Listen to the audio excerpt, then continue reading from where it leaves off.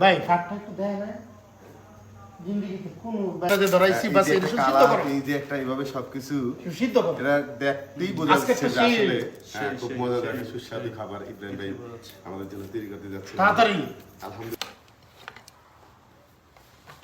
এলো পৃথিবীতে সবচেয়ে বড় গরু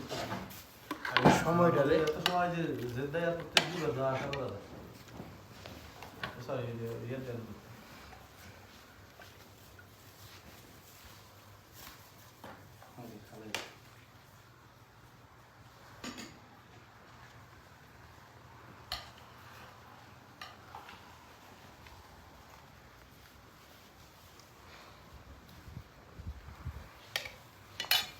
ওরে